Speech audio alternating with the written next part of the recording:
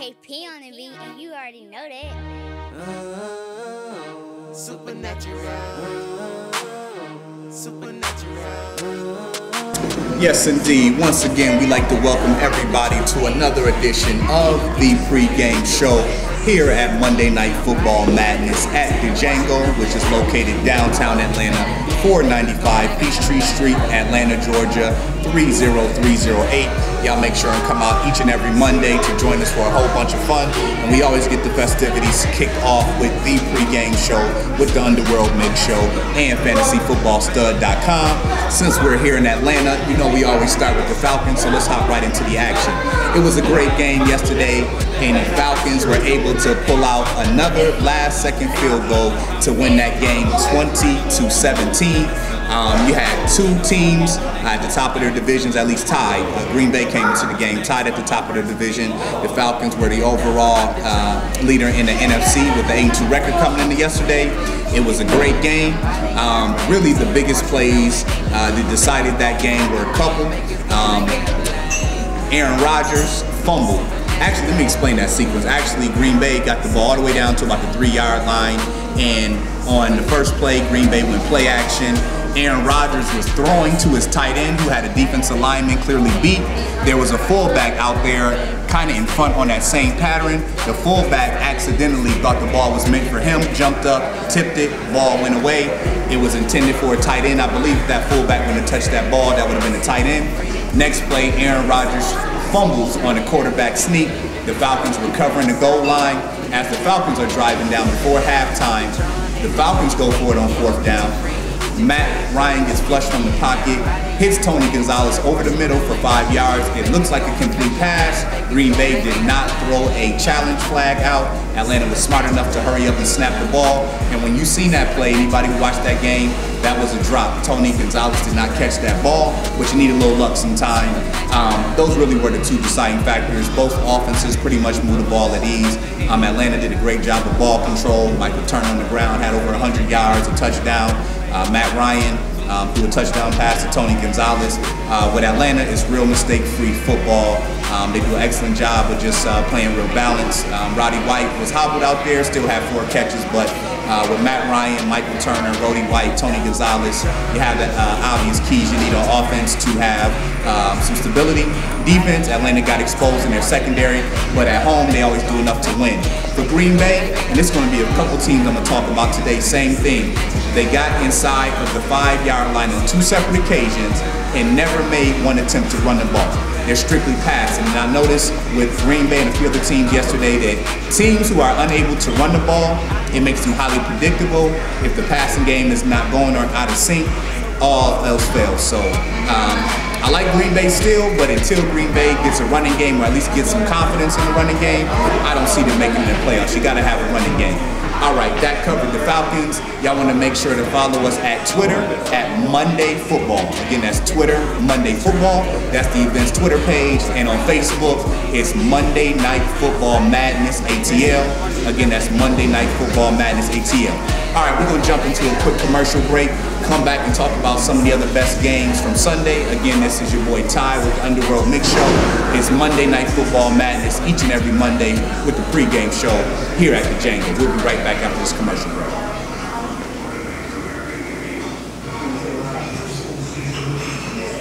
You jump right back into it. All right, thank you, ladies and gentlemen. Welcome back to Monday Night Football Madness at the Django. Again, that's located 495 Peachtree Street, Atlanta, Georgia, 30308. Doors open at 7. We start the pregame show where we talk about the Atlanta Falcons, Sunday's best games, fantasy football, and get you geared up and ready for the big game every Monday. So let's go ahead and hop. This was a week where the majority of the games were excellent games down to the wire. So let's go ahead and jump into the action. We're going to leapfrog back to Thursday. One of the better games of the week was the New Orleans Saints at the Dallas Cowboys. That was an excellent game. That was a game actually the Cowboys played well enough to win. Unfortunately, Roy Williams, as he was getting tackled at about the 10-yard line with Dallas up, they could have ran timeout or tackled another 3 points. Malcolm Jenkins, the 3rd-year safety out of Ohio State, came up with a timely strip, and with Drew Brees at the helm and Dallas's suspect secondary, Drew Brees switch cheese his way down the field, end up hitting Lansmore on about an 8-yard touchdown to go ahead and win. The Saints looking real good right now. It's just been that type of year for the Cowboys. They are playing with a lot more enthusiasm under Jason Garrett, but with Drew Brees at quarterback, you slip up and make a mistake like that, you pretty much know what's going to happen. That win pushed the Saints to 8-3, dropped the Cowboys down further in the NFC East with a 3-8 record. All right, another good game from yesterday. It was the New York Giants over the Jacksonville Jaguars, 24-20. Jacksonville came out in this game, controlled it on the ground. The Giants had a real difficult time getting anything going, but as you know, if you get up real big, especially on the road, it's tough to hang on down the stretch. Eli Manning was able to hook up with Mario Manningham for a touchdown, and he hit Kevin Boss off with the go-ahead touchdown. The Giants D clamped down at the end of that game to hold them off. The Giants now move to 7-4. The Jaguars dropped to 6-5. Next game on the menu, two teams who won't be making the playoff this year. It was a great game and a blown opportunity. Cleveland Browns edged out the Carolina Panthers 24-23. Peyton Hillis was a beast again with over 100 yards on the ground, 3 TDs. We'll talk about him a little bit more in fantasy later. It came down to the wire though. Actually, one of the most clutch kickers in NFL history, John Casey, seems like he's been with Carolina forever. Missed a 45-yard field goal with time expiring to win that game. You got to feel bad for Coach John Fox and Jimmy Clausen, looking to try to get some type of momentum going into the end of this year, but it did not happen. Just been that type of year for the Carolina Panthers. One more game for you that was excellent yesterday. That was the Pittsburgh Steelers versus the Buffalo Bills. Real grinded out game. We pretty much knew in Buffalo with the weather conditions, two teams who have pretty good defenses. It's going to be that type of game. Pittsburgh was up 13-0. Another case example of trying to hold the team off at home. The Bills actually had plenty of chances to win this game, just like Carolina and Dallas. Just been that type of year. While the Bills were down 16-13 on the 10-yard line, Steve Johnson, who unfortunately had the drops since yesterday, he dropped the pass on about the 5-yard line. Troy Polamalu picked off. Bills got the ball back again, kicked the field goal to go to overtime, and on the first play in overtime, Steve Johnson dropped a 50-yard bomb that would have won the game for the Bills. Pittsburgh, with Ben Roethlisberger being the savvy vet that he is, was able to get the ball back, go downfield, kick a game-winning field goal. So the Steelers improved to 8-3. The Bills, unfortunately, still only have one victory this season. That was a real difficult loss for them. All right, we got some more games on the slate, but before we get to that, we're going to go pay these bills, run into another commercial break. Again, it's your boy Ty, Monday Night Football Madness, the pregame show. We'll be right back after this break.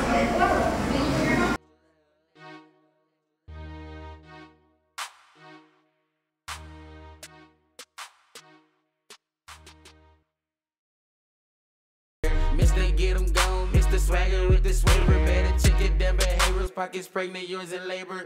Big money, fast money. And once again, welcome back from commercial break. Thanks for joining us. You already know it's each and every Monday Night Football Madness to go down at the Django, which is located 495 Peachtree Street, Atlanta, Georgia 30308. Come down, doors open at 7. We want you to be a part of the live audience for our live filming and webcast of this very show that you're watching right here, where we talk Atlanta Falcons, we talk fantasy football, talk about the best games from Sunday, and obviously get you ready for the big Monday Night Football game tonight. All right, back into some of the best games from Sunday. Another excellent game. I know that was really high on the list. Hold on one second. All right, welcome back to Monday Night Football Madness. It goes down each and every Monday at the Django, located 495 Peachtree Street, Atlanta, Georgia 30308. Once again, you want to follow us at Twitter. That's at Monday Football, and Facebook is Monday Night Football Madness ATL. Let's go ahead and jump right back into the action. One of the best games from yesterday was Chicago versus Philly. Mike Vick and the Eagles have obviously been on the road lately, but they came out to Soldier Field yesterday and unfortunately came up short. Here's another team where running the ball is a major issue. The Eagles were in the red zone on 4 different occasions and only came away with field goals. That was a huge issue for them. Again, they're another team, and the Eagles historically have never been able to run the ball, or just you would think by now they would at least have a power back that when they get in third and short situations and goal line situations, they can pound the ball in. On the other side, Jay Cutler played fantastic. I got to give Jay Cutler some big time props. 4 TD passes and no interceptions. That's probably the biggest part. We're used to seeing Jay Cutler throw a lot of interceptions, make a lot of bad decisions, and he seems to be fitting in really well with Mike Mark's system. He's not turning the ball over. Matt Forte popped a 60-yard run, which pushed him over 100 yards. Bears had some nice balance, and I really think you see the value in Julius Peppers. He's made a big impact on defense this year. He's one of the very few players in the league who can at least help contain Michael Vick at 6'6", 280 pounds, real athletic, long arms, agility. He did a great job. That Bears front four did a of just containing Michael Vick and kind of just keeping the Eagles' explosive offense in check. That win, coupled with that Green Bay loss, with the Bears in the first place at 8-3. They're playing sound football with Brian Urlacher back healthy. That defense is looking good. The Bears are on the low, but look like a team that may be reckoned with by the time playoffs come around. Another great game yesterday. St. Louis, the young Rams, finally were able to notch their first victory on the road this year at Denver. Another team, just no running game. And I know Denver has to feel horrible because they let Peyton Hillis go, and Peyton Hillis is only second in rushing in the league behind Arian Foster. He could have been their ground game. We won't stress on that long. There's a lot of bad things going on in Denver right now. We heard accusations of cheating yet once again, coming from head coach Josh McDaniel, who's an extension of Bill Belichick. They don't have a running game. Ever since McDaniels has got there, he's made a lot of questionable moves, and I don't see a future for him in Denver. I mean, he gave away all his talent with Jay Cutler, with Brandon Marshall, with Tony Scheffler, with Peyton Hillis. I mean, that's a whole offense right there. They let defensive coordinator go. It just doesn't look good. Meanwhile, on a bright note, Sam Bradford. I mean, this guy is spectacular. I did not know that he was going to be this polished this early. He became the first rookie in NFL history to throw for over 300 yards and 3 touchdowns in an away game. So big up to the Rams getting their first victory, and that win for them, coupled with a Seattle loss, which we'll get to later, tied to first place. Sam Bradford was an excellent pickup. Looks like a franchise quarterback for years to come. Another great game from yesterday, Baltimore and Tampa Bay. Tampa Bay, just a young team right now. They were up 3-0 early, got an interception from Aqib Talib, one of my up-and-coming stars in this league at cornerback.